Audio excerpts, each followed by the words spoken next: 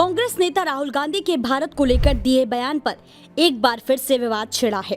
Bhajpa party नेता अमित मालविया ने उनके बयान पर पलटवार किया और कहा कि ये सभी अरबपति जॉर्ज सोरस के ही एजेंडे का हिस्सा है। इस बीच भारतीय अध्यक्ष जेपी नड्डा ने भी उन पर निशाना साधा है।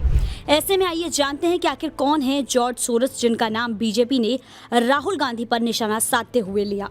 भाजपा और कांग्रेस के बीच तमाम मुद्दों पर आए दिन एक दूसरे का विरोध देखने को मिलता है और जब जब कांग्रेस सत्तारूढ़ पार्टी पर कोई आरोप लगाती है तो जॉर्ज सोरोस का नाम निकलकर सामने आता है। ताजा मामला है, कांग्रेस मुख्यालय के उद्घाटन के दौरान राहुल गांधी ने बीजेपी पर निशाना साधा है और उन्होंने कहा कि अब हम भाजपा, आरएसएस और भारतीय राज्य से ही लड़ रहे हैं। राहुल गांधी के इस बयान को लेकर भाजपा IT सेल प्रमुख अमित मालविया ने उन पर निशाना साधा है। उन्होंने कहा कि राहुल गांधी ने अब भारतीय राज्य के खिलाफ खुले युद्ध की घोषणा की है। ये सीधे तौर पर जॉर्ज सोरोस की कहानी है।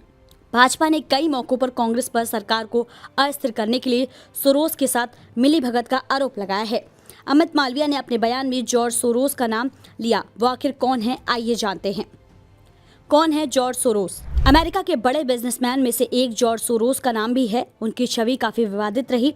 ऐसा इसलिए क्योंकि कई देशों की राजनीति में और समाज को प्रभावित करने के लिए एक एजेंडा चलाने का आरोप उन पर लगता रहता है। भारत में भी उनके नाम को लेकर आलोचनाएं होती रही हैं। भारत के प्रधानमंत्री नरेंद्र मोदी के खिलाफ कई बार विवादित बयान दे चुके हैं।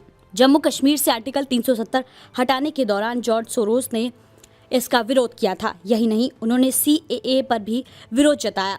यूरोप समेत अरब के कई देशों में सोरोस की कई संस्थाओं पर भारी जुर्माना लगाकर उस पर बैन लगाया गया है। आरोप है कि सोरोस दुनिया के कई देशों में कारोबार और समाज सेवा की आड़ में पैसे के जोर पर वहां की राजनीति में दखल देते हैं। विवादों से है पुराना नाता।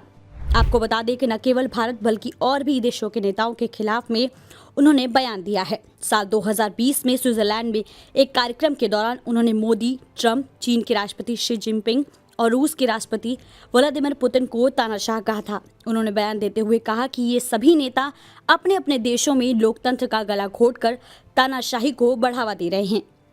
हंगरी में हुआ था जन्म। जानकारी के अनुसार सोरोस का जन्म हंगरी के बुडापेस्ट में साल 1930 में हुआ था। उन्होंने अपनी पढ़ाई लंदन स्कूल ऑफ इकोनॉमिक्स से पूरी की है।